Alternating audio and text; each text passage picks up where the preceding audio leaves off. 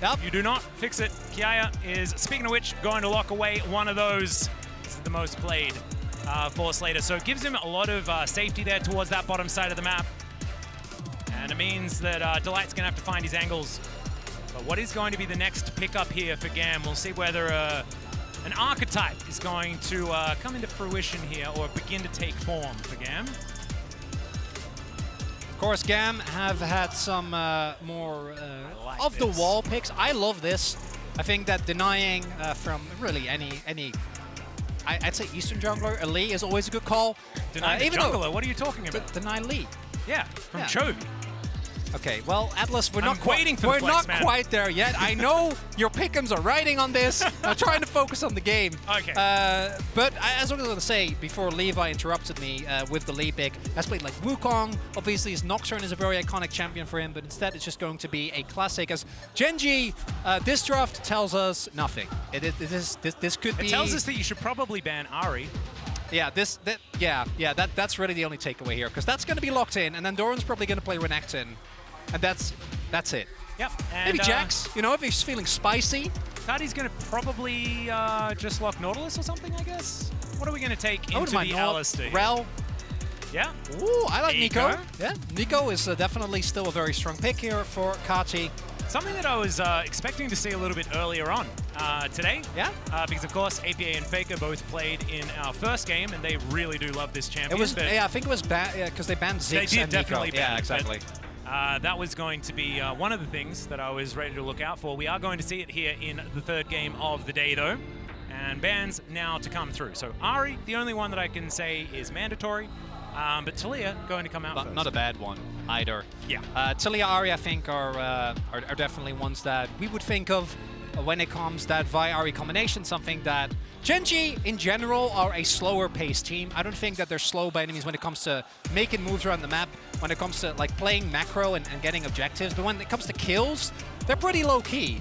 Unless Peanut and Chovy get like Poppy Ahri, Vi Ahri, that changes things, and I think you want to try and avoid 2v2s like that, especially because with Lee and Neeko, they're no slouch, right? The setup is really good for Lee follow-up if you're able to hit a root, and once you get Pop Blossom available, it can become very hard for some picks to do well, but it's going to be LeBlanc instead here. I mean, there are a lot of things that you do have to ban away. Yeah, I mean, Xayah is like also hasn't been contested yet, but it's easier said than done, right? I don't think that there are wrong answers, but it's just Gen.G with their champion pools are always hard to prep for, particularly in best of one. Yep, and Renata going to be denied here as Sett is just going to be slammed. Of course, Gen.G, no stranger to Sett support. Life, of course, on the team for a very long time, is the one that makes the Sett support very famous.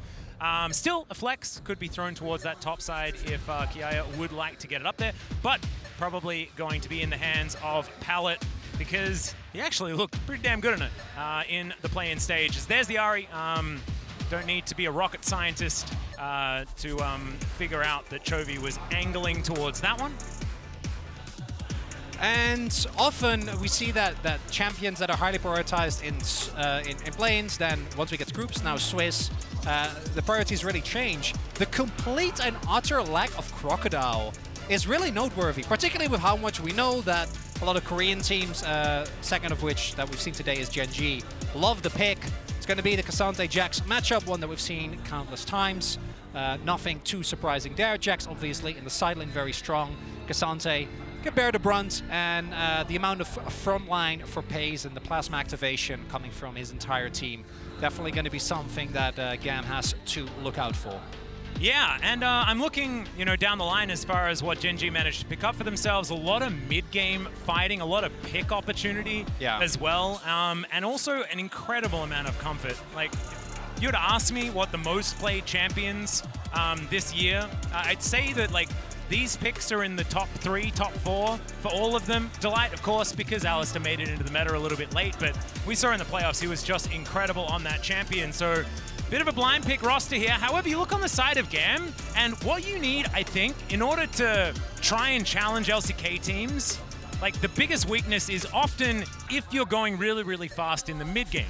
And GAM do have the opportunity to up the tempo. Didn't even make final. That's a good point. So I just wanted to make a counterpoint, but maybe we're in game. You're the one that's allowed to talk, Chronicler, because we're in the game. Well, yeah, so but you I was having a fun time. They can still hear you. It's okay. Okay, yeah, but it's not the same, Atlus. I want to hear what their thoughts are. They can always just come over to the desk, as I was Jack saying, proved already. And you were with me on this one because I know you were a fan of this particular lineup. I'd actually argue that when Chovy had the least expectations on him is when he was the best internationally, which was on Live 2021.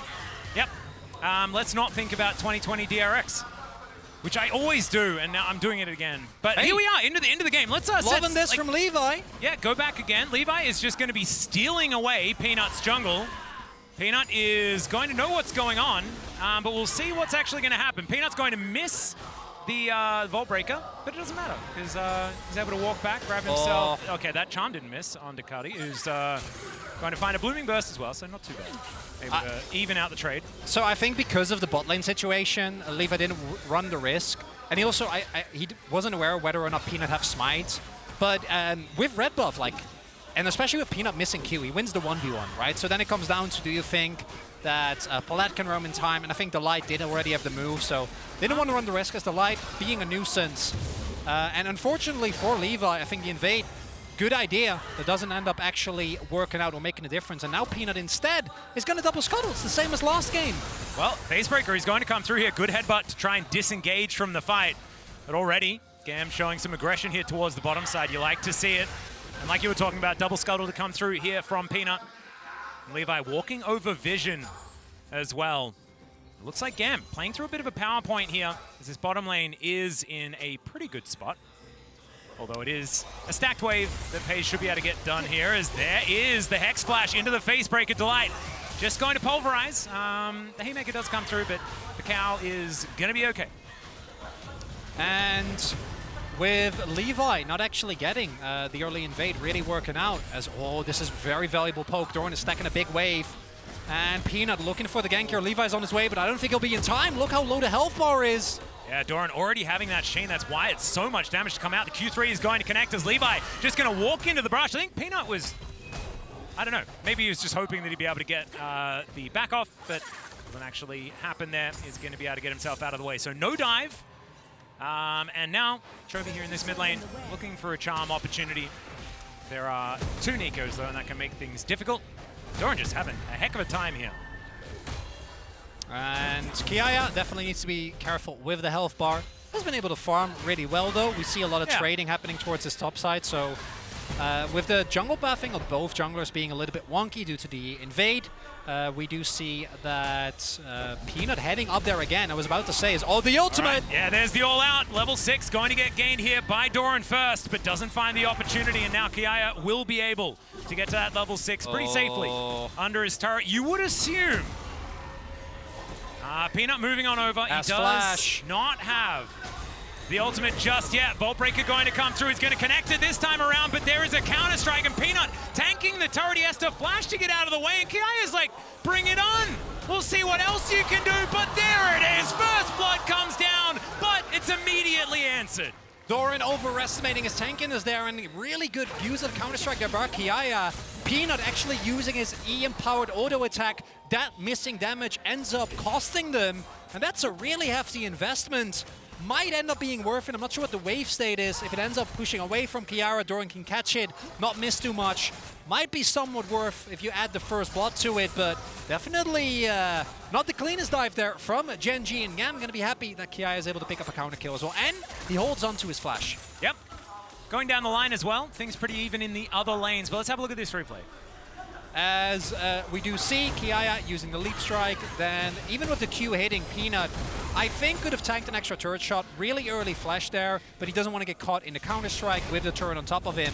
And then Doran's like, yeah, maybe it almost was really good. Yeah, but he's not tanky enough. Does come through. All right, we are going to be able to find the snare, and Peanut going to go down. Levi collects a second here for GAM in the early game. And this is exactly what we have been talking about. Want to see GAM try and play as aggressive as possible in this early game.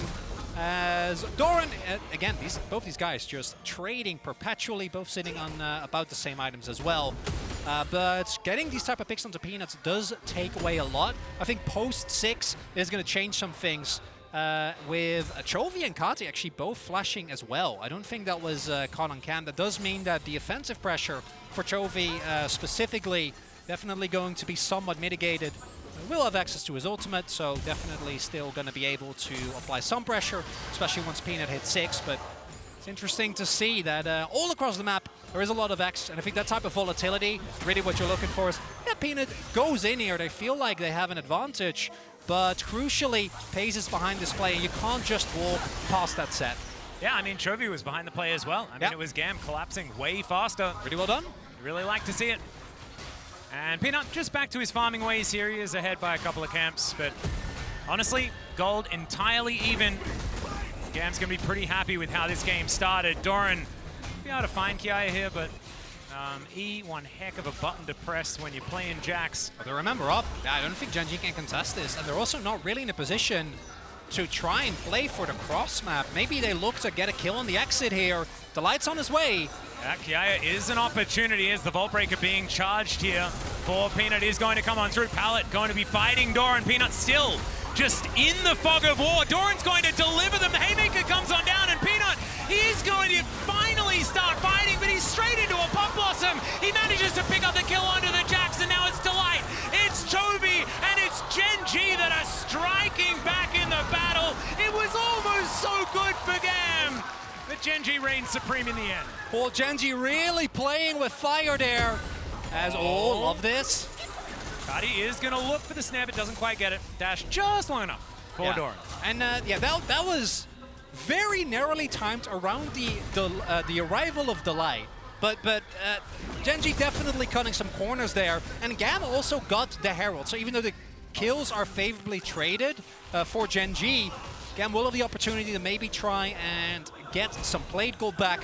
Will equalize the play a little bit. What is big, though, is who were able to pick up the kills. A kill going over to Chovy this early on. Really going to accelerate him in the Ahri. Also, do note Peyz going for the lethality Kaisa build, trying to really amp up the aggressive pressure. We've seen the Duskblade and Umbral Spike be very unfun to play into. And Umbral Glaive, obviously, as we've seen countless times, incredibly valuable at controlling early vision. Yeah, the rush is actually kind of oppressive here from Gen.G as Peyz able to clear out any vision that is left in lane. Means that all of the brush control is there all of the time for Gen.G. First Infernal going to be taken down here. It looks like Peanut won't be contested for that one as Delight is playing Cow Bouncer.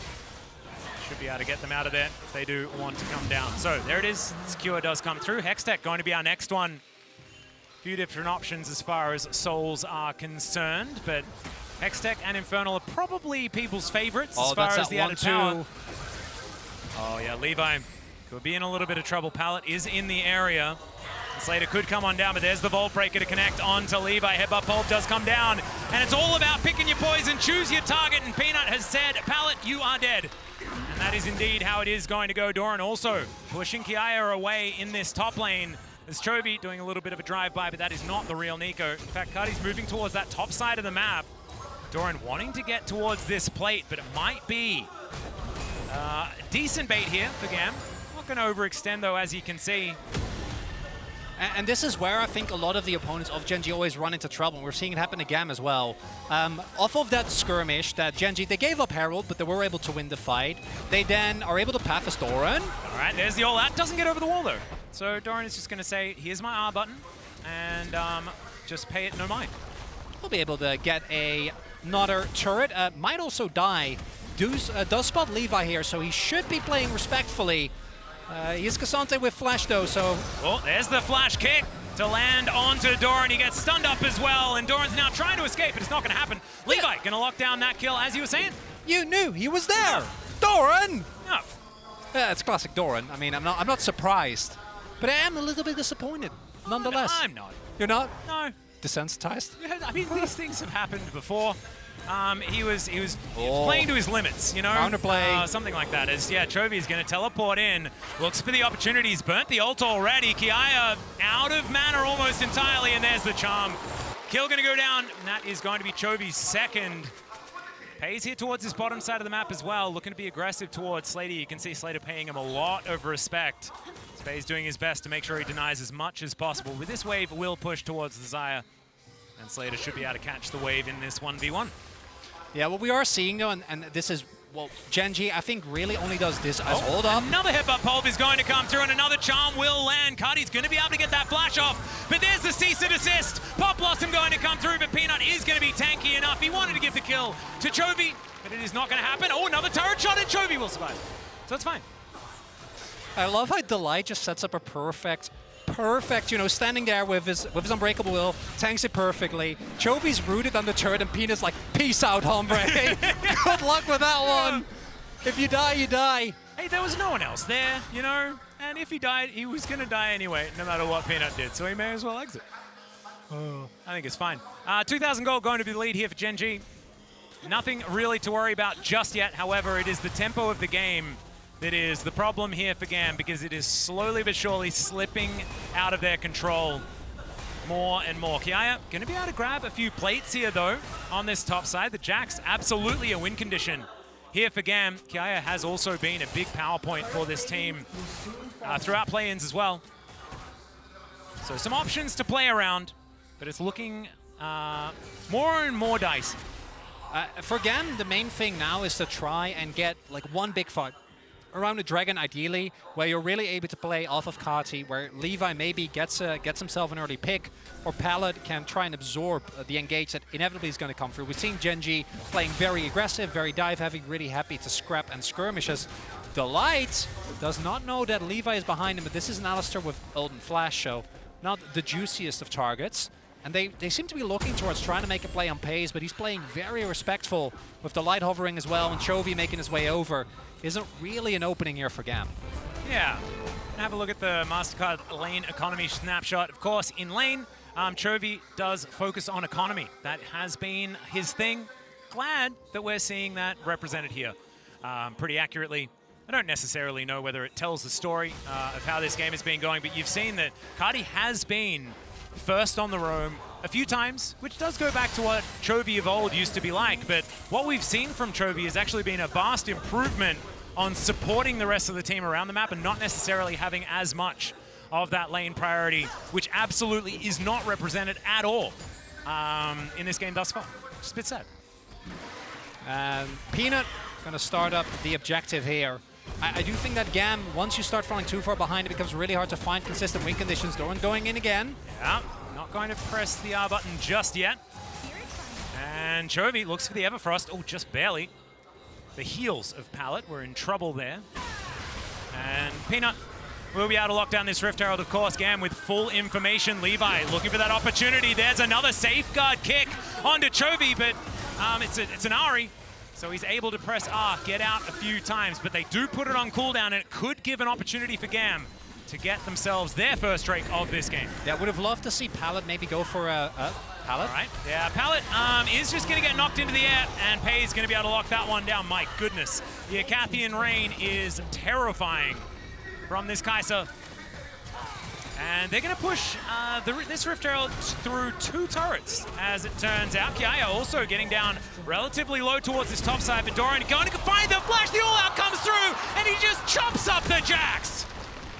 And after some early attention from the rest of his team, Doran says, I can take care of it by myself now. And this is really where I think a lot of teams, as we have seen, Gen.G's mid-game, particularly when they are not falling behind in any of their lanes, is so oppressive. They're pushing you in mid. They're forcing defensive summoners, take down Pallet, turn that into an immediate double charge of the Rift Herald.